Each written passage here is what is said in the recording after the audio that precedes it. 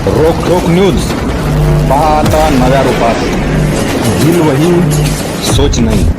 संपादक मकरंद साठे. रोकटोक news channel मध्ये आज आपलं खुडूस मध्ये सरचे स्वागत आहे. आज माढा लोकसभा रणधुमाळी सध्या चालू आहे आणि रणधुमाळी चालू असताना आता नुकतीच उत्तमराव जानकर यांची कॉर्नर बैठक पार पडली. त्या बैठकीत बरंच असं मताधिक्यानं खुडूस गाव लीड देणार असं सांगण्यात आलंय.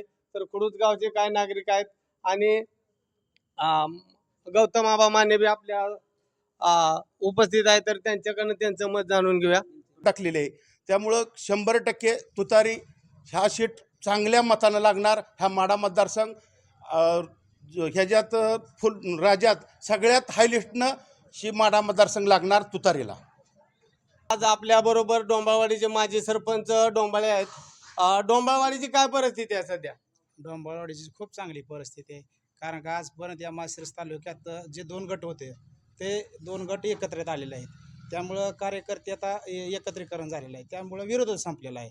आणि ह्या भाजप सरकारनं जे आजपर्यंत सर्वसामान्य माणसाला जगणं मुश्किल केलेलं आहे. कारण का शेतीचे बाजारभाव, पिकाचे दर बघितले किंवा मालाचं उत्पन्नाचं दराचं बघितलं तर खूप गगनाला भिडलेलं आहे. तुमचं मटेरियलचं दर घ्या, कुठल्याही गोष्टीचं GST लावून ठेवलेलं आहे. ह्या गोष्टीत पिचलेला आहे माणूस. आणि जे येथील या आसपासच्या आपल्या माळशिरस तालुक्यातलं जे आपल्या धनगर समाजाचे STचं आरक्षण होतं ना, ह्यावेळेस 2014 साली जे फडणवीस साहेबांचे आश्वासन दिलं बारामतीमध्ये की मी पहिल्याच कॅबिनेटमध्ये धनगर समाजाला आरक्षण देईल, हा मोठा विश्वासघात आमच्या समाजावरती केलेला आहे त्यांनी. आणि 10 वर्ष हा विश्वासघात करून ह्या दोन्ही नेत्यांना 10 वर्ष त्यांना कुजवण्याचं काम ह्या भाजप सरकारने केलेलं आहे. त्यामुळे हे दोन्ही जे गट एकत्र झालेले आहे ते 100% हा तुतारीचा विजय येथे मानलेला जातो. आणि नंतरच्या परिस्थितीमध्ये चेअरमन साहेबाला सोलापूरला लढायला भाजपनं सांगितलं, तिथंही भाजपनं धोका दिला. म्हणजे प्रत्येक वेळेस भाजप धोका देत आहे आणि येथील नेत्याला ते चान्स देत नाही.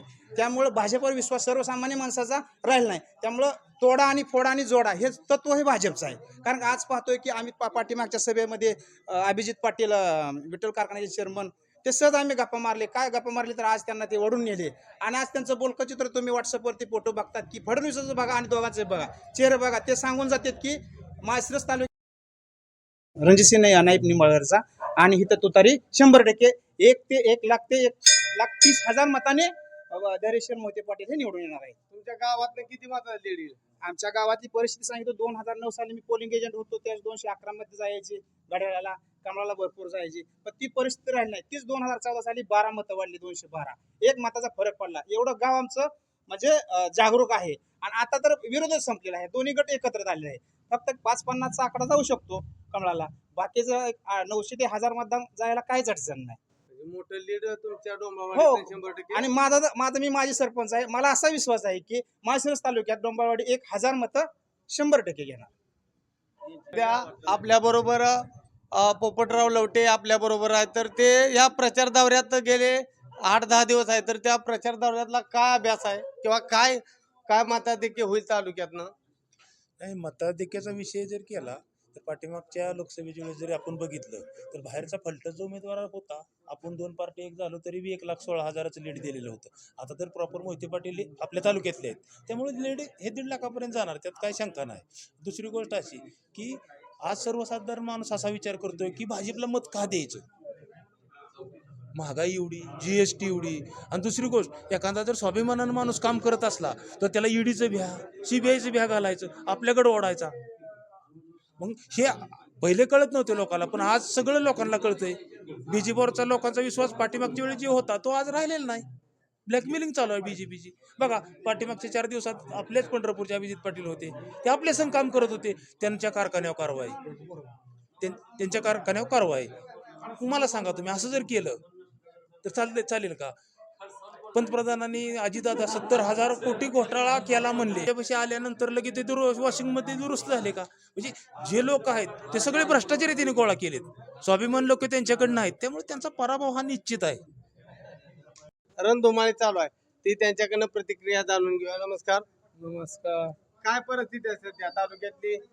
अतिशय चांगली परिस्थिती आहे सध्या तुतारीसाठी.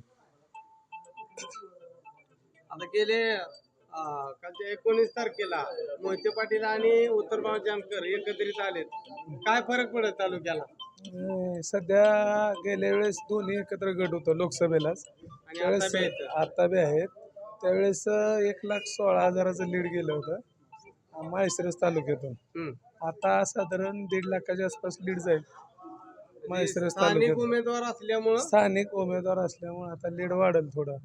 गेल्या वेळेस बाहेरचा उमेदवार होता, नौका उमेदवार होता.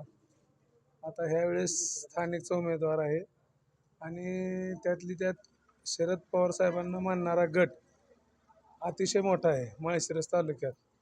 त्यामुळं निश्चितच 1.5 लाखाच्या आसपास लीड जाईल. तुमचं गाव म्हणजे एकत्रच काम करतंय सगळं. आमच्या गावाचा आदर्श घेतला असं मला वाटतं या का तर आमच्या गावामध्ये आधीच सगळं गट आम्ही एकत्र केलेले आहेत. त्याचाच आदर्श तालुक्याने घेतला असं मला वाटतं या काय. आम्ही त्यांचा घ्यायचा ते आमचा घेतलाय असं आम्हाला वाटतंय सध्या तरी. म्हणजे तुमचं गाव आमचं एकत्रित गाव करायचं काम तुम्ही आमचं गाव गेल्या वर्षापासून चालू आहे म्हणायचं तुमचं. अगदी 2 वर्षापासून माझं प्रयत्न होतं आणि त्याला चांगल्या पद्धतीचं यश आलेलं आहे. आमचं गाव पूर्ण एक झालेलं आहे. त्याच्यामुळं मतदान बऱ्यापैकी 80% आसपास तुतारीला होईल.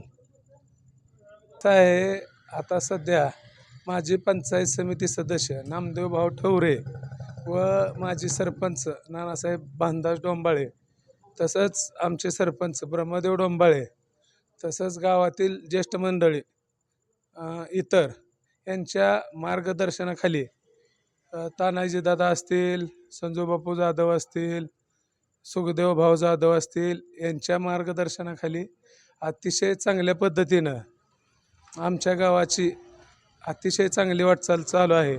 तसंच आमच्या गावामध्ये एक 3-4 गट आहेत. ती सगळं गट एकत्रित झालेले आहेत. डोंबाळे असेल, बुधनवर असेल, जाधव असेल, येडगे, इतर अजून काय असेल ती सगळं मिळून एक झाल्यामुळं आता आमच्या गावातून तुतारीला मिनिमम 80 ते 90% मतदान पडेल.